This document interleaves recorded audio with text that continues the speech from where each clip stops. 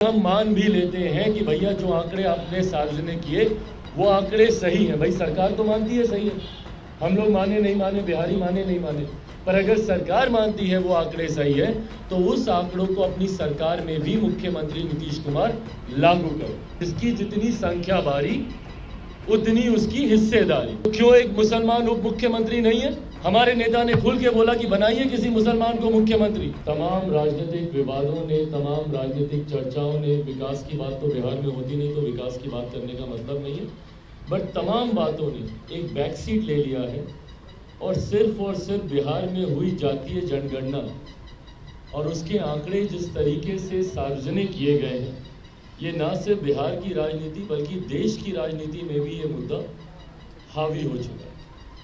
जहाँ जहाँ पर भी चुनाव हो रहे हैं उन राज्यों में तथाकथित विपक्षी दलों के गठबंधन के नेता लॉलीपॉप की तरह घोषणा पे घोषणा किए जा रहे हैं कि हम भी अपने राज्य में कराएंगे, हम भी अपने राज्य में कराएंगे। भैया जिस राज्य में ये हुआ उस राज्य में क्या हम लोगों ने पाया पहले ये तो हम लोग जान लें।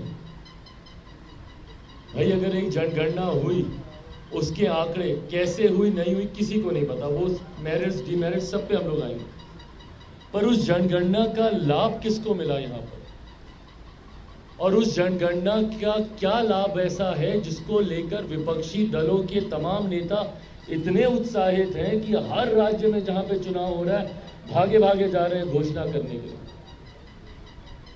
आज की तारीख में 21वीं सदी में जहां हम लोग चांद पे जाने की बात करते हैं, हम लोग सूर्य तक पहुंचने की हम लोग बात करते हैं। मैं खुद 21वीं सदी का पढ़ा लिखा युवा, मैं जात पात धर्म मजहब में मैं विश्वास नहीं रखता, पर उसके बावजूद मैंने और मेरी पार्टी लोक जनशक्ति पार्टी रामविलास ने जातीय जनगणना का हम लोगों ने समर्थन किया था कि जाति आधारित जनगणना होनी चाहिए।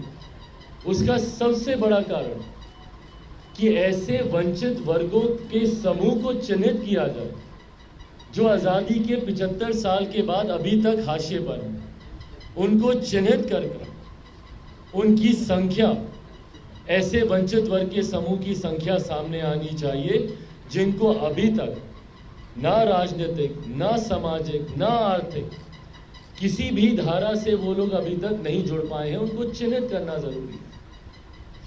आखिरी बार 1931 में जनगणना हुई। उस जनगणना के बाद जब इस जनगणना की बात हुई तो लोगों के मन में भी एक उत्साह था कि संभवतः कई ऐसे नए आंकड़े सामने आएंगे जिसकी उम्मीद बिहार के लोग लगा के रखे हुए थे। और उसके बाद जब आंकड़े सामने आए तो क्या आंकड़े थे? मोटा मोटी अगर आप देखिएगा तो 1931 में जो जनगणना हुई उसी की एवरेजिंग सामने आ गई है, उसी की एवरेजिंग करके उसको सामने रख दिया गया। अगर ये बंद कमरे में तैयार किए हुए आंकड़े होंगे तो उस पर भी किसी को आश्चर्य नहीं होना चाहिए। 500 करोड़ रुपया खर्च हुआ। भैया कहाँ खर्च हुआ 500 करोड़ रुपया? कितने लोगों के दरवाजे खटखटाए गए? बल्कि मैं आप सब मीडिया के साथियों से भी आग्रह करूंगा कि एक सर्वे जनरली आप लोगों को करना चाहिए। जाइए रैंडमली पूछिए गांव देहात में जाकर कि आपके पास कितने लोग आए, कैसे जानकारी ली गई। मैं अभी 2 दिन पहले मेरे नेता, मेरे पिता आदरणीय रामविलास पासवान जी की पुण्यतिथि पर अपने पैतृक गांव में था, शहर बन्नी में था।